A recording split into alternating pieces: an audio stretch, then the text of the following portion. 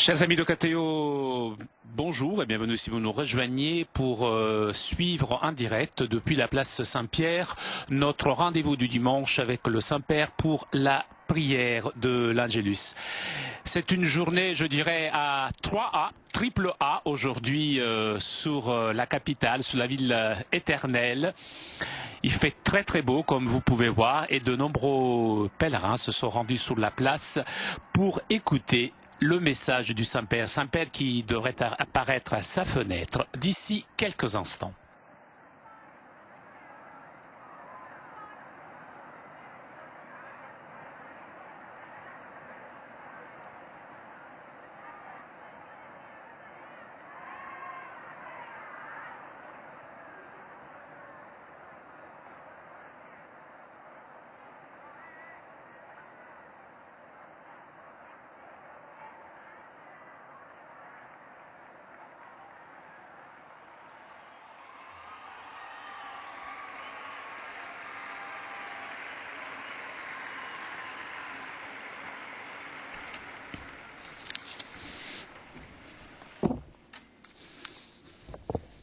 Dans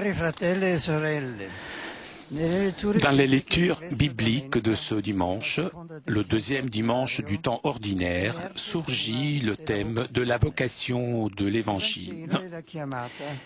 De la vocation. Dans l'Évangile, c'est l'appel des premiers disciples de la part de Jésus. Dans la première lecture, c'est l'appel du prophète Samuel. Dans les deux récits, on souligne l'importance de la figure qui accomplit le rôle du médiateur en aidant les personnes appelées à reconnaître la voix de Dieu et à la suivre. Dans le cas de Samuel, il s'agit de Élie, prêtre du temps de Silo, où était gardée autrefois l'arche de l'Alliance avant d'être transportée à Jérusalem. Une nuit, Samuel, qui était encore un enfant et que depuis son enfance vivait au service du temple, pour 3 fois de suite, il fut appelé dans son sommeil et courut chez Élie. Mais ce n'était pas lui qui l'appelait. La 3e fois, Élie a compris. Et il a dit à Samuel, « S'il t'appelle encore, tu répondras, « Parle, Seigneur, puisque ton serviteur t'écoute. » C'est comme cela qui se passa, et depuis ce moment, Samuel apprit à reconnaître les paroles de Dieu et devint son fidèle prophète. Dans le cas des disciples de Jésus, la figure médiatrice est celle de Jean le Baptiste. En effet, Jean avait un grand nombre de disciples et parmi celui-ci, il y avait aussi 2 couples de frères, Simon et André, Jacques et Jean, qui étaient des pêcheurs de Galilée. À 2 d'entre eux, le Baptiste indiqua à Jésus, montra à Jésus, le jour après son baptême, le fleuve Jourdain. Il le montra en disant, « Voici l'agneau de Dieu », ce qui voulait dire, « Voici le Messie ». Et ces 2 suivirent Jésus, ils demeurèrent longuement avec lui, étant convaincus qu'il était vraiment le Christ. Tout de suite, ils l'ont dit aux autres. Et comme ça se forma le premier noyau de celui qui serait devenu le collège des apôtres. À la lumière de ces 2 textes, je voudrais souligner le rôle important du guide spirituel dans le chemin de foi et particulièrement dans la réponse à la vocation de consécration spéciale pour le service de Dieu et de son peuple. Déjà, la foi chrétienne en elle suppose l'annonce et le témoignage. En effet, cette foi consiste en l'adhésion à la bonne nouvelle de Jésus, que Jésus de Nazareth est mort et ressuscité, et qui est Dieu. Et donc aussi dans l'appel à suivre Jésus de plus près, en renonçant à former sa propre famille pour se dédier à la grande famille de l'Église, passe normalement par le témoignage et la proposition d'un frère aîné, normalement un prêtre. Cela sans oublier le rôle fondamental des parents, qui avec leur foi véritable et joyeuse et leur amour conjugal montrent à leurs enfants qu'il est beau et qu'il est possible de bâtir toute une vie sur l'amour de Dieu.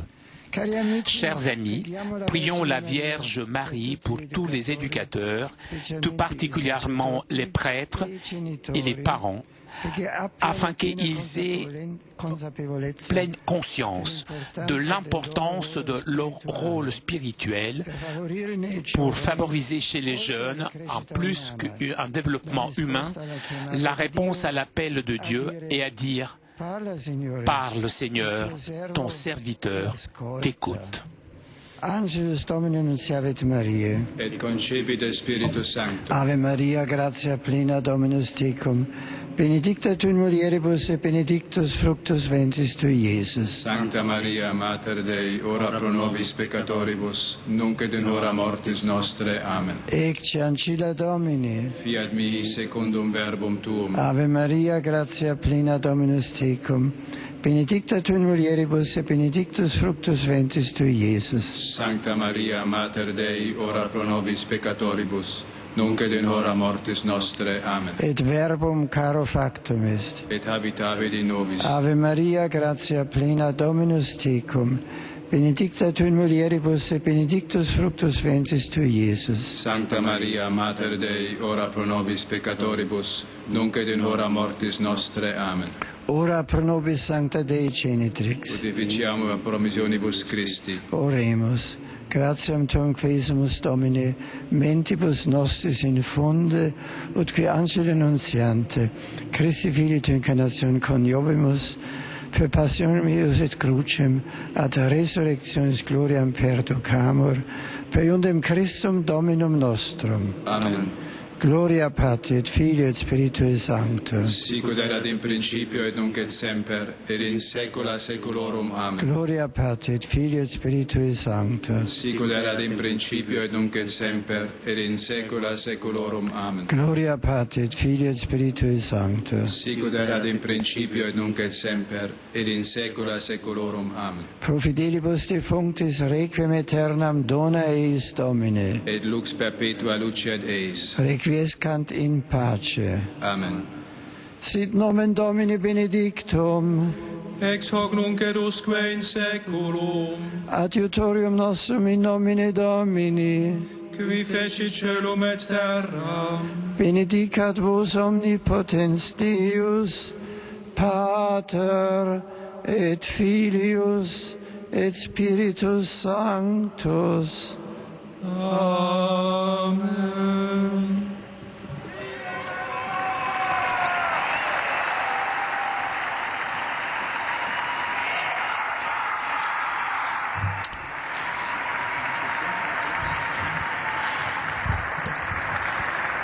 Cari fratelli e sorelle, nous célébrons aujourd'hui la journée mondiale des migrants et des réfugiés. Des millions de personnes sont impliquées dans le phénomène de la migration, mais ils ne sont pas des chiffres, ce sont des hommes, des femmes, des enfants, des jeunes, des vieux, à la recherche d'un endroit pour vivre en paix. Dans mon message pour cette journée, j'ai appelé l'attention sur le thème « Migration et la nouvelle évangélisation ». Soulignons que les migrants ne sont pas seulement les destinataires, mais aussi les protagonistes de l'annonce de l'Évangile dans le monde contemporain. Dans ce contexte, je suis heureux de saluer cordialement les représentants des communautés de migrants à Rome, aujourd'hui présents sur la place Saint-Pierre. Bienvenue. Je voudrais vous rappeler aussi que du 18 au 25 du mois de janvier se tiendra la semaine de prière pour l'unité des chrétiens. Je vous invite, vous tous, au niveau personnel et communautaire, à vous unir spirituellement et là où il est possible aussi pratiquement pour invoquer de Dieu le don de la pleine unité entre les disciples du Christ. En cette journée du migrant et du réfugié, le thème de cette année, migration et nouvelle évangélisation, nous invite, chers pèlerins francophones, à être des porteurs infatigables de la bonne nouvelle auprès de nos frères et sœurs réfugiés et migrants. Soyons des témoins authentiques de l'Évangile en vivant concrètement la solidarité et la charité chrétienne, non seulement par la prière, mais aussi par des actes. Mercredi commencera la semaine de la prière pour l'unité des chrétiens. Prions pour la réalisation de cette unité et laissons-nous transformer par la victoire de notre Seigneur Jésus-Christ. Que Marie nous accompagne sur le chemin vers la pleine communion. Avec ma bénédiction apostolique, I offer warm welcome to the English-speaking pilgrims and visitors present in this Angelus prayer. This Sunday, we in the Gospel of John, how the first apostle responded to Jesus' invitation to follow him. This response is a total giving of oneself, which is demonstrated through the change of Simon's name to Peter. May we strive to remain open to the Lord's will for our lives. I wish all of you a good Sunday. May God bless you. Herzlich willkommen sage ich allen Brüdern und Schwestern deutscher Sprache. Unser Christsein gründet nicht auf einer trockenen Theorie oder einer überholten Tradition. Christsein heißt Begegnung mit Jesus Christus, der lebt und der mich ruft. Meister, wo wohnst du? Fragen im Evangelium die ersten Jünger. Und er lädt sie ein, kommt und seht. Diese Einladung gilt auch uns hier und heute. Je mehr wir uns Christus nähern, umso stärker werden wir von seiner Liebe und seinem Leben erfüllt. Und diese Begeisterung im Herrn wollen wir an unsere Mitmenschen weitergeben. Er ist es, der unser Leben hell und froh macht. Euch allen wünsche ich einen gesegneten Sonntag. Saluto cordialmente a los peregrinos de lengua española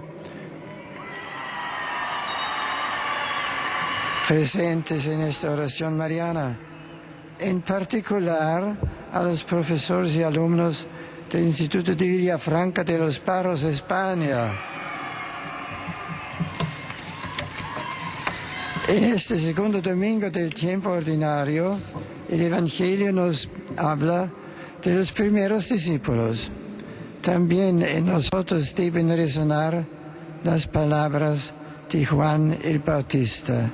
Este es el Cordero de Dios, invitándonos a seguir a Jesús, a convivir con Él, a sentirnos interpelados por su mensaje de salvación. Os exhorto a estar siempre disponibles a la voz del Señor, acogiendo su voluntad en nuestras vidas y confesándolo como nuestro Redentor. Que Dios os bendiga.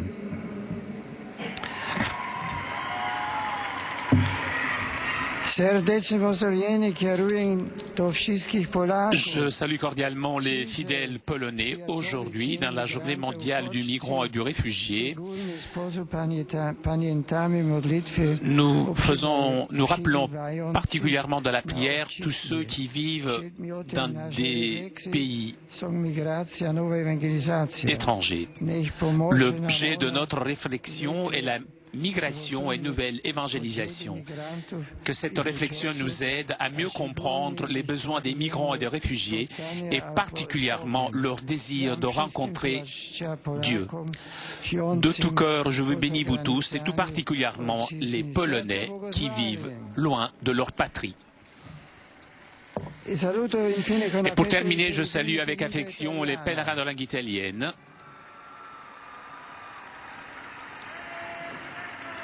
Je salue tout particulièrement les adolescents du catéchisme de la ville de Segni, accompagnés par leurs curés, par leurs éducateurs, les jeunes de Le Castel, l'île de Capo Rizzuto, qui dimanche dernier ont reçu le sacrement de la confirmation.